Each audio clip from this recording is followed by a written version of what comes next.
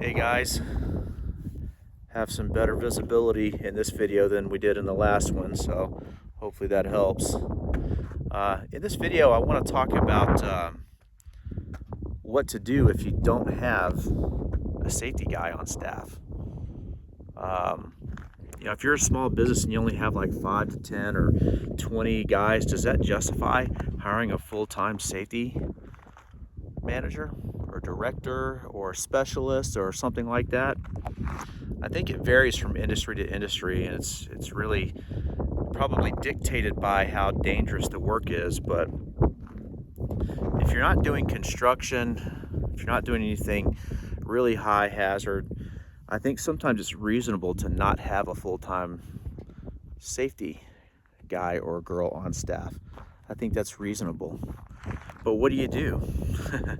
You lack the expertise to know where to look. You don't know what topics to train on. You don't know what's most likely going to injure your people. If you're lucky enough to have some incident history, you can look there, but a lot of companies don't even have that. So, it's kind of like, now what, right? You can go to these state safety organizations, and they can conduct all kinds of training and do all kinds of things. But is that gonna translate into zero incidents? And the answer is probably not. Training by itself typically is not enough. You could hire a consultant to come in, but consultants are like dentists. Some are good and some are bad. How do you know? So I think you have to try some out.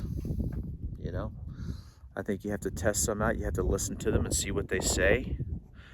But if I was a business owner, I think what I would do is I would attempt to find someone who could give me a turnkey system that I can implement into my business that would take, a small amount of effort to set up and maintain.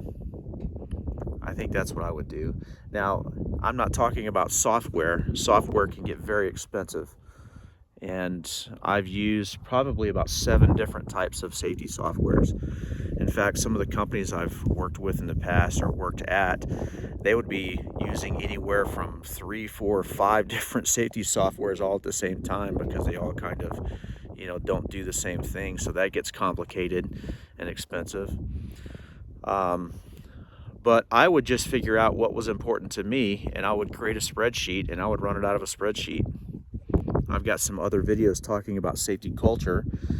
I would probably start, performing some kind of in-person training, hazard recognition training.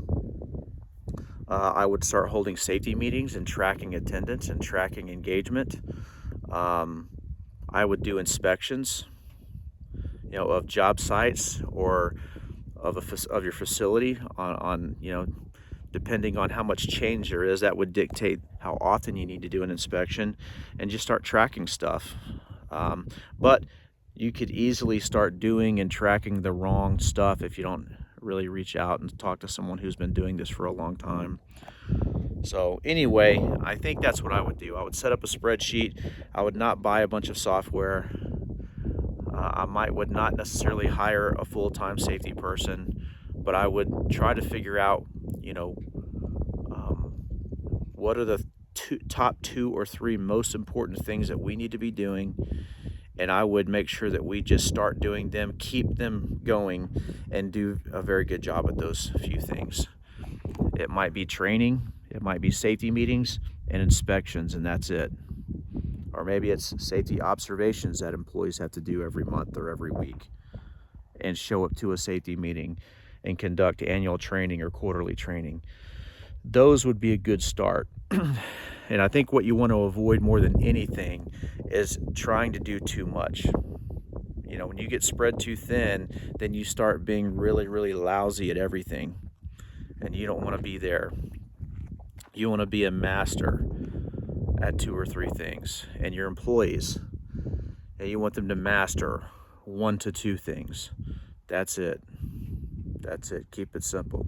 Keep it simple, stupid. Keep it in a spreadsheet, and then just go from there. And if you have the budget, reach out to a safety consultant and ask them, what activities should we be doing? Problem is, a lot of consultants who are still in the compliance mindset have an endless list, you know, that goes on forever and ever and ever. If they're a good consultant, though, they'll keep it simple and keep the workload very light for you. So if you've run into this or have experience with this, put it down in the comments. I'd like to see what you've seen happen out there. Have you had a good consultant, a bad one? Maybe I'll post down there what activities I would do, you know, for different, you know, industries like construction or manufacturing. So hopefully that helps. If not, maybe you got to see some cool background anyway. See you in the next video.